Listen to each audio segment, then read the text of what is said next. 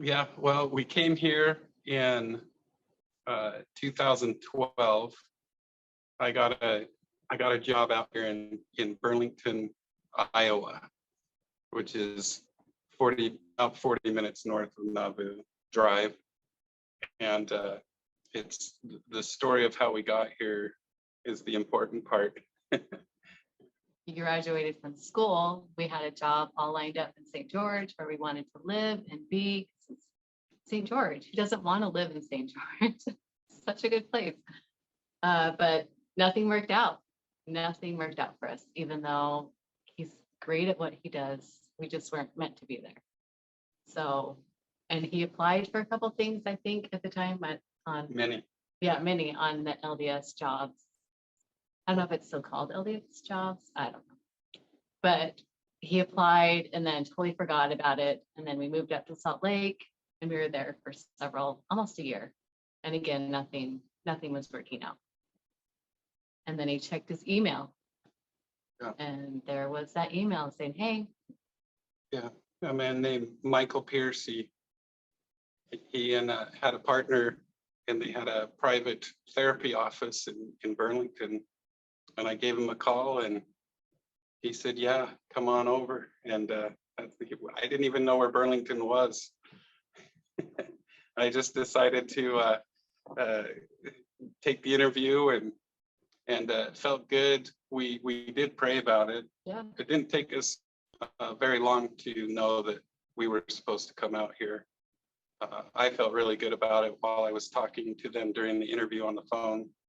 I don't know how long it took you to. Well, it was supposed to be a 2-year adventure. Come out here for a couple of years and again, move back to St. George was the plan.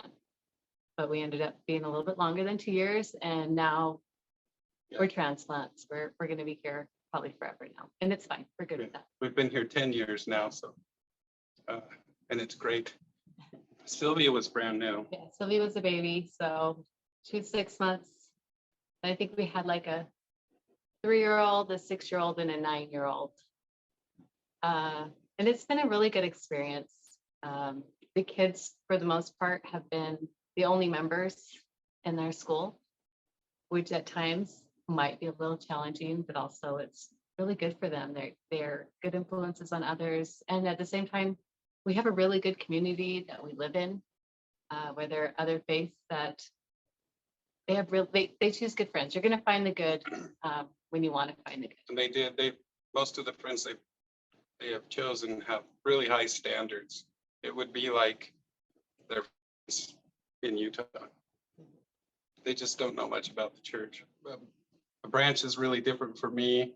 I grew up in Kaysville, Utah, huge wards, split wards while we were living in one ward. So we live in a branch where 40, 60 people come, somewhere in between there. We know everybody. We have the best branch, the most faithful people you've ever met in your life. Mount Pleasant Branch, Iowa. It's great. It's a good branch. Yeah. I mean, lots of opportunities to serve. You get to know each other really well and you become a family. So, a lot of fun. Yeah, it does. It feels more like family than church. It really does. And so I never had that experience like here. You had a different. I grew up in Montana and I love my home ward in Montana. And this branch reminds me a lot of my home ward in Montana. Just really good people and like a family. Like, yeah, it's wonderful. It is a bonus being so close to Nauvoo. There's just something about that area and being there and just running down to go see the historical sites whenever you want. It's a lot of fun. I do like being near Nauvoo. I grew up close to temples and seeing temples, but Nauvoo's a little bit different. Making the drive down there is really nice. We pass by farmers' fields and the country. We cross over the Mississippi. I love going over it every time. But my family, our kids still get excited when we say we're going to go to Nauvoo, and we've been down there enough. My daughter went on a field trip down there, Sylvia, our youngest, and she was excited because she says, "Hey, I know a lot about it. I can tell everybody about the sites." And I told her to take over for the tour guides down there because she knows so much about it. She was excited. No, a really great thing though is not living in a city. It's really nice. I have driven to work 25 minutes and I've crossed 1 or 2 cars, on my way to work. It was wonderful. So just being able to have the space to have chickens, it's really nice living rural. Not that you have to live rural well, it's really good to live rural, but our garden is wonderful. You can grow pretty much anything and everything, including a lot of weeds, which I do grow really well too.